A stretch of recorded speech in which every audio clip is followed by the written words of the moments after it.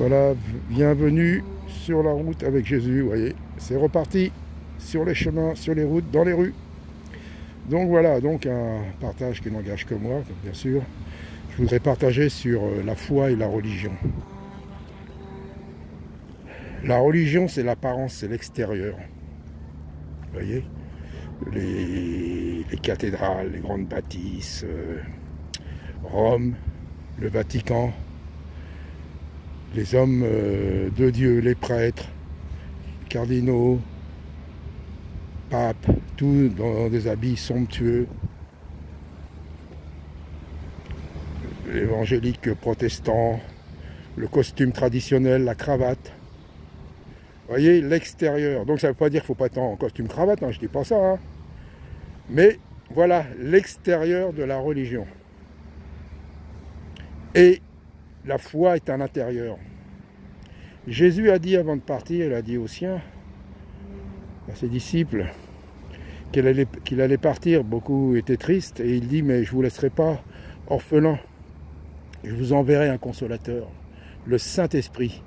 Il a dit, il est avec vous là, mais il sera en vous. Vous voyez la différence avec la religion, en vous, le Saint-Esprit. La foi intérieure et non extérieure. Et la foi intérieure est une vraie, véritable puissance. C'est pour ça que les religions se détestent, les religions se font la guerre. Guerre de religion. Eh oui, parce que c'est les hommes. La foi, c'est Dieu. C'est bien Dieu qui donne la foi, la parole de Dieu. Ce qu'on entend vient de Dieu. La parole vient de Dieu. Le Saint-Esprit vient de Dieu. Jésus vient de Dieu. Les premiers apôtres, les premiers disciples venaient de Dieu, étaient choisis par Dieu. Les apôtres étaient choisis par Jésus lui-même. Voyez, Saul de Tarse, qui est devenu Paul après, sur le chemin de Damas. Persécuter les chrétiens, persécuter l'église de Dieu. Le Seigneur l'arrête et le sort de la religion, de la tradition.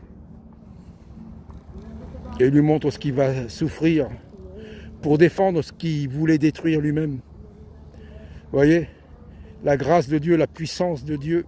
Il n'y avait rien pour dire que Saul de Tarse allait devenir un disciple de Jésus-Christ, un apôtre, persécuté pour le nom de Jésus. Non, c'est lui qui persécutait, religieux.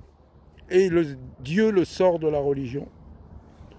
Vous voyez, donc il y a une différence, la puissance. On peut critiquer les religions, beaucoup critiquent Jésus de la religion. Mais le Jésus qui est en nous, on ne peut rien faire contre lui, contre nous. La puissance est en nous. La puissance n'est pas à l'extérieur. L'extérieur restera le même. Hein. À un moment, il y avait des faux prophètes là, qui disaient oui, on a le pouvoir, il va y avoir un grand réveil. Il y avait une vingtaine d'années, ils disaient ça, vous allez voir, tout de nous ça va changer. Rien. Jésus n'a jamais dit que le monde allait changer. Jésus a bien dit qu'il n'est pas de ce monde. Jésus a bien dit, ils sont dans le monde, ceux qui restent là quand il est parti, là, les siens. Mais ils ne sont pas du monde. Préserve-les du mal. Donc, à l'extérieur, c'est pour ça, il faut qu'on comprenne, à l'extérieur, on aura toujours des problèmes, toujours des épreuves, toujours ceci, cela. On ne peut pas contrôler le monde, mais on peut contrôler nos pensées, nos esprits, par l'Esprit du Seigneur, de se rappeler ce que lui, il a dit. Vous voyez ? Il a dit de belles choses et de grandes choses, et une puissance extraordinaire est dans sa parole et dans son esprit. Et la puissance de Dieu, contre tout esprit mauvais dans les lieux célestes, car ce n'est pas charnel, dit bien la parole, dit bien Paul. Nous ne luttons pas contre la chair et le sang, nous luttons contre les esprits mauvais qui inspirent les gens autour de nous. La puissance de Dieu. Donc voilà, c'est pour ça quand je parlais de débat interreligieux, moi ça ne m'intéresse pas, je suis contre, il y en a qui veulent faire ça, mais c'est du temps perdu. C'est religion contre religion, chair contre chair.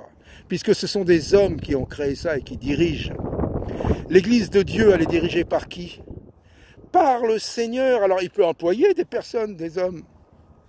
Mais c'est lui, le fondement de l'église, c'est Jésus qui l'a fondé par son sang précieux qui a coulé à la croix pour nous sauver, pour nous purifier de tout péché. Voilà l'évangile. Voilà ce que je prêche. Donc voilà, les débats interreligieux, comme un m'avait dit dans les commentaires, lis la Bible, frère. Bah oui, j'ai lu la Bible, mais il suffit pas de la lire, il faut la comprendre. Jésus faisait des débats, mais il faisait des débats pas interreligieux, pas religion contre religion, c'était des débats, c'était des juifs qui accusaient un autre juif de se faire fils de Dieu, de se faire le Messie. Eux, ils n'y croyaient pas, ils n'y croient pas encore. Vous voyez ? Donc ça n'a rien à voir avec les débats interreligieux. Vous voulez faire quoi avec les débats interreligieux?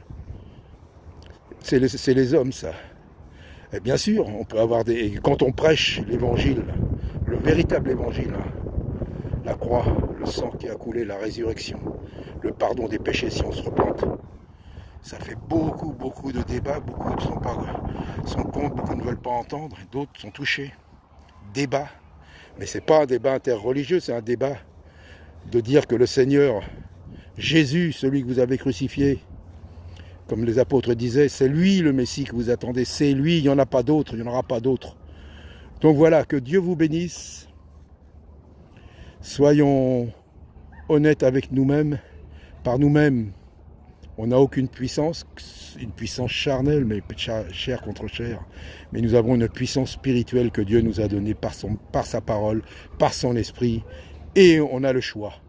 Et on peut dominer par l'Esprit du Seigneur, par notre foi qui est en nous. Alors soyons encouragés, que Dieu soit glorifié et rien d'autre que Yeshua, que Jésus-Christ, le chef, le fondateur de la véritable Église de Dieu. Et je dis Amen.